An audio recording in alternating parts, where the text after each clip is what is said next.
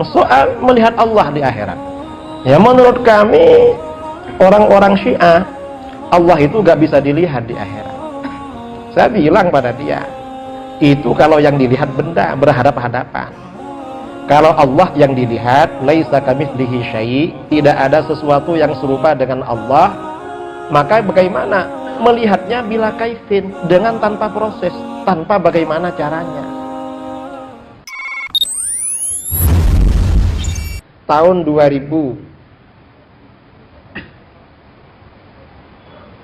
Januari 2015 saya berdebat dengan Syiah di YIN Jember. Waktu itu yang menantang debat dari pihak Syiah. Ada Syiah, tokoh Syiah dari Condet, alumni KUM 9 tahun di KUM. Kemudian dari Malang di KUM 8 tahun. Di YIN. Yang mengadakan kawan-kawan dari NU. Saya dari NU sendirian. Moderatornya agak condong ke Wahabi waktu itu. Jadi moderatornya benar-benar moderat, karena bukan NU, bukan Syiah, malah Wahabi. Jadi moderator itu kan perlu yang moderatkan, orang Al-Irsyad. Malam-malam, karena yang menantang asalnya ya anak-anak NU bertengkar di Facebook sama anak-anak Syiah. Sampai yang Syiah menantang debat. Karena menantang debat didatangi bos-bosnya yang Syiah itu. Sampai ke Pamekasan, ke Surabaya. Ini gimana? Harus datang karena kita ditantang. Terus kawan-kawan datang ke rumah. 3 kali ke rumah. Kiai, apa? Ini harus sampean ini. Kok harus saya? Ini bertengkar soalnya. Kalau kalah gimana katanya. Yang lain lah, jangan saya terus. Enggak, kalau yang lain kita ini masih khawatir katanya. Kalau sampean insya Allah gak khawatir. Akhirnya malam-malam Syiahnya didatang. Acaranya besok hari Senin tanggal 25 Januari. Syiah ini malam-malam datang. Tanya katanya, besok ini dari NU siapa? Belum pasti siapa. Nanti siapa yang siap itu. Yang Syiah bilang, mudah-mudahan bukan Ustadz Idrus. Loh, kenapa? Ustadz Idrus tuh kalau debat gak punya adab, terang-terangan menyalahkan orang. Akhirnya debat. Yang dari Condet ini dapat 10 menit karena emosi gak bisa berbicara. Orang berdebat itu gak boleh emosi, harus tenang. Kalau emosi gak keluar, harus tenang. Yang apa? Yang dari Condet ini terpancing. Saya pancing-pancing, saya ajak canda malah emosi, gak bisa keluar, cuma marah-marah gitu. Akhirnya kawannya yang dari Malang. Yang dari Malang ini ya setiap berbicara saya ulur-ulur, apa namanya, kita ini kalau berdebat kayak Muhammad Ali tinju, musuh tuh dirangkul, setelah dekat dijotos gitu. Itu teori, dulu sering nonton masih kecil. Dapat acaranya 2 jam, dapat 1 jam. Yang Syiah ini begini, Ustaz, apa? Gimana kalau debat ini kita gak pakai moderator? Terus maunya apa? Langsung aja katanya. Itu kan namanya gertak kan. Kita ini kalau digertak jangan takut. Coba saja, coba gertak lebih ya, volumenya gertakannya lebih dari dia. Loh, saya gak pakai moderator gak apa-apa katanya. Tapi kan dari tadi kamu kewalahan, padahal pakai moderator. Kira-kira kalau gak pakai bagaimana? Jangan-jangan tambah berat buat kamu. Oh ya sudah, pakai moderator aja. Nah, jadi isinya ketawa. Kamu ini mau pakai moderator, nggak pakai moderator, soal apa yang mau didebatkan? Soal melihat Allah di akhirat. Oh, soal itu.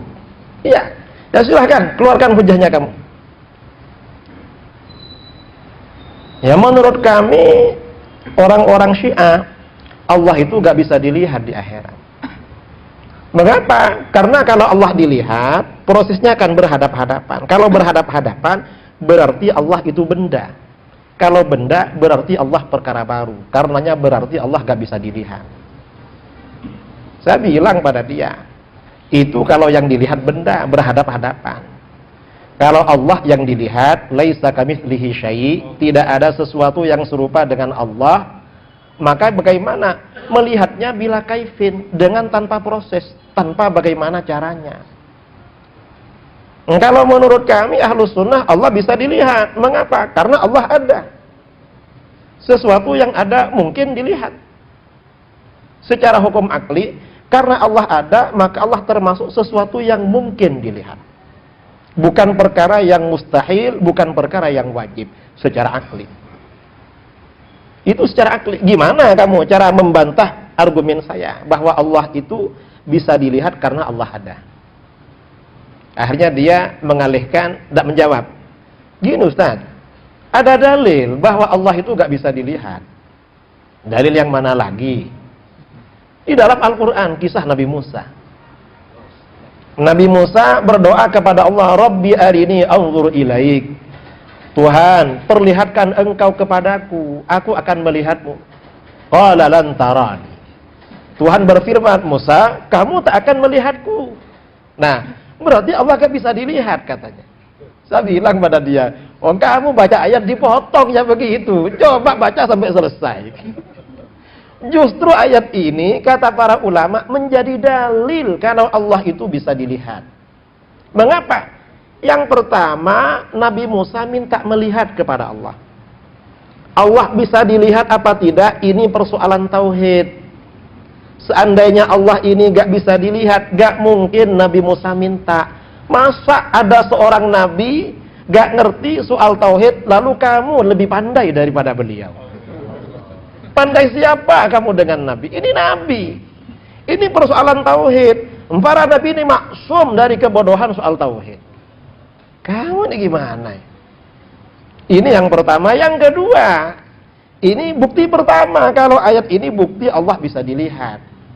Bukti yang kedua, dalam terusan ayat ini, walakininzur ilal jabal. Musa, kamu lihat gunung itu saja. Fa in istaqarra makanahu fasawfa tarani. Kalau gunung itu bertahan pada tempatnya, kamu akan dapat melihatku. Nah, ini melihat tidak mustahil berarti. Cuma melihat Allah apa tidak oleh Allah digantungkan, ditaklek dengan bertahannya gunung istiqrarul jabal. Sedangkan istiqrarul jabal ini perkara jaiz.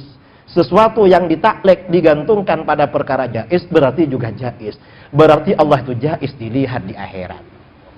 Jadi dalil sampian itu justru dalil sebaliknya. Ini sampian gagal dalil namanya. Syiah itu ya, Syiah ya begitu. Nah, ini artinya apa? Argumen-argumen para ulama Ahlus Sunnah wal Jamaah itu sangat otentik.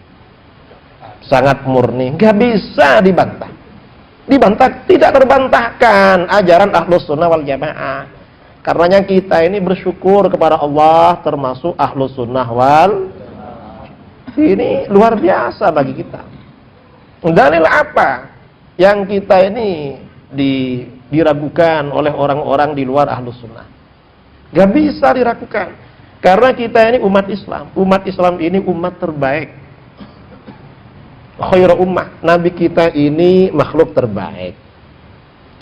Kitab sucinya paling sempurna. Syariahnya paling sempurna. Para sahabatnya paling baik. Umatnya paling baik. Karena umatnya paling baik, selalu amar ma'ruf nahi mungkar, beriman kepada Allah, maka mayoritas umat Islam ini tetap konsisten di dalam ajaran Ahlus Sunnah wal